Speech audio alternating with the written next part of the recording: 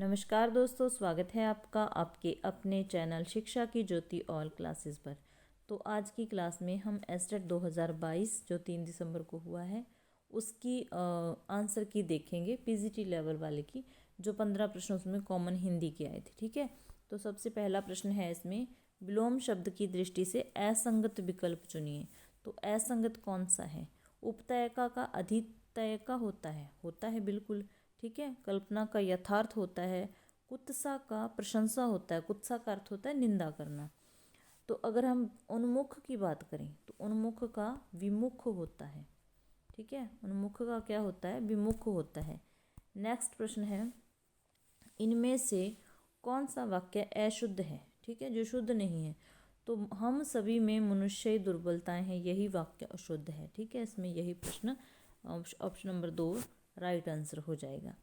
अगला प्रश्न है, किस विकल्प में निजवाचक सर्वनाम का प्रयोग हुआ है? तो मैंने आपको बार बार कहा था कि यहाँ भी अपने खुद से काम करने की बात आ जाए या किसी के भी खुद से काम करने की बात आ जाए, जैसे हम कहें कि बच्चे अपना होमवर्क खुद कर लेंगे, तो वहाँ पर क्या हो जाता है? निजवाचक सर्वनाम हो जाता है।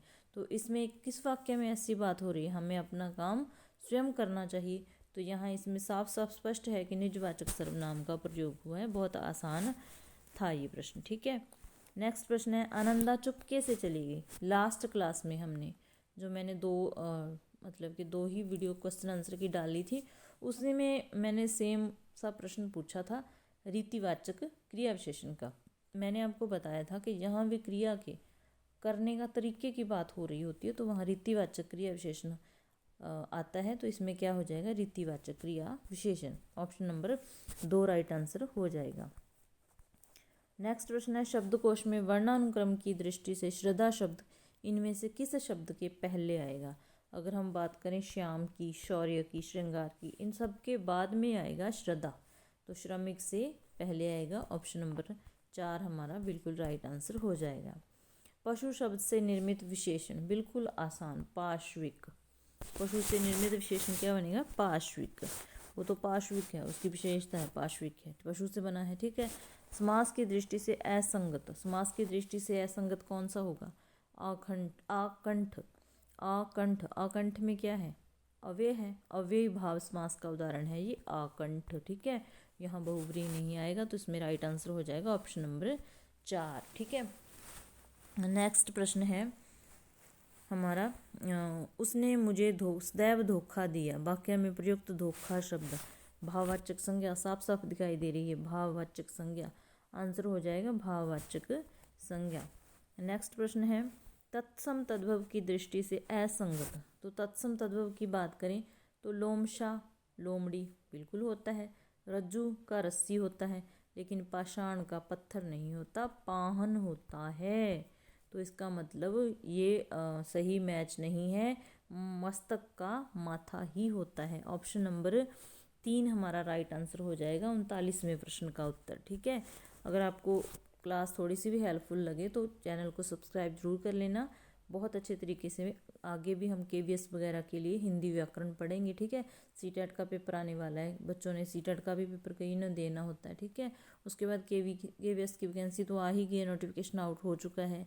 तो चाहे आपका हिंदी सब्जेक्ट ही क्यों ना हो, अगर आप हिंदी व्याकरण को बहुत अच्छे तरीके से कर लेते हैं ना, तो आपको बहुत हेल्प मिलती है। तो हम रेगुलर अच्छे तरीके से अब पूरी शुरू से फिर से व्याकरण शुरू करेंगे, तो आप चैनल को सब्सक्राइब जरूर कर सकते हैं। ठीक है, नेक्स्ट प्रश्न है, इनमें से किस शब्द में आवट प्रत्यय का प्रयोग नहीं हुआ है? पूछा है।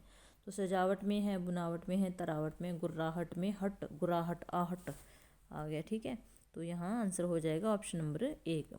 अगला प्रश्न है, किस शब्द में एक से अधिक उपसर्गों का प्रयोग हुआ है? तो यहाँ पर थोड़ा सा मुझे कन्फ्यूज़न है। ठीक है, अध्यापक में अधि होता है, अन्वेषण में अन होता है, अनुष्ठान व्याधि में भी होता है, तो मेरे अनुसार अनुष्ठान होगा। फिर भी आप अपना देख सकते हैं, थोड़ा सा इसमें डाउट है। ठीक है, अगला प्रश्न है, उच्चारण की दृष्टि से लय वर्ण, बिल्कुल आसान प्रश्न है। लय वर्ण, लय बोल के देखिए, बोल के स्पष्ट हो जाता है, ये दंत ध्वनि है। ठीक है, ऑप्शन नंबर 4 बिल्कुल आसान प्रश्न था ये। 42वें का आंसर हो जाएगा ऑप्शन नंबर 4। ठीक है, क्या हो गया? 1 मिनट, रुको रुको भाई रुको।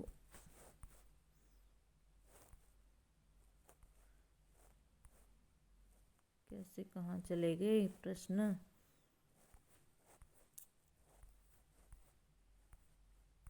हाँ जी, यहाँ पर थे हम। 42वें प्रश्न का उत्तर हो जाएगा दंत्य ध्वनि, ऑप्शन नंबर 4 इसका सही आंसर हो जाएगा। अगला प्रश्न है समश्रुत भिन्नार्थक शब्द। मैंने अपने चैनल पे बहुत सारे करवा रखे हैं ये, ठीक है। मुझे ये नहीं याद कि ये इसमें आए हैं कि नहीं, कि काफ़ी समय पहले के करवाए हुए हैं, तो बहुत करवा रखे हैं। इसमें सदेह है, सदेह मतलब कि देह सहित, बिल्कुल राइट है। संदेह का संशय होता है, सुमन का पुत्र होता है, सुमन का फूल होता है। यहाँ अगर हम सुकृति की बात करें ना, सुकृति यहाँ है, बिल्कुल सेम सेम सुकृति यहाँ है। इसमें थोड़ा सा डाउट पैदा हो जाता है। आगे बात करें, स्वजन की बंधु होता है स्वजन कुत्ता, श्वान होता है कुत्ता श्वान, ठीक है। इसमें थोड़ा सा भी लिखने में गड़बड़ की है, कैसे की है, ठीक है, देख सकते हैं। तो लेकिन तीसरा ऑप्शन अगर की बात करें तो आंसर हमारा हो सकता है ऑप्शन नंबर 3 43वें प्रश्न का, ठीक है। नेक्स्ट चलते हैं अगले प्रश्न पर। किस विकल्प में विसर्ग संधि, बिल्कुल आसान प्रश्न। निष्ठुर में क्या है, विसर्ग संधि का प्रयोग हुआ है, बिल्कुल आसान प्रश्न था ये भी। इसका आंसर हो जाएगा ऑप्शन नंबर 4, ठीक है। नेक्स्ट प्रश्न है पर्यायवाच्य की दृष्टि से असंगत। इसमें भी थोड़ी सी गड़बड़ है। गड़बड़ कैसे है कि गदा का वैशाख नंदन होता है, गदर्भ होता है, लेकिन लंबकर्ण ये बकरी टाइप कुछ इस प्रकार से होता है। लंबकर्ण इसमें थोड़ा सा डाउट पैदा कर देता है, ठीक है। और गरुड़ की बात करें तो इसमें काक कौए के लिए भी होता है, गरुड़ पक्षी काक पक्षी के लिए भी हो जाता है। तो मेरे अनुसार ऑप्शन नंबर 2 इसका राइट आंसर होएगा। बाकी देख लेंगे, 2 प्रश्न में थोड़ा सा डाउट है। तो ये थे हमारे 15 प्रश्न हिंदी व्याकरण के, जो कॉमन पार्ट में आए थे, सबके लिए कॉमन थे, सबने किए हैं, ठीक है।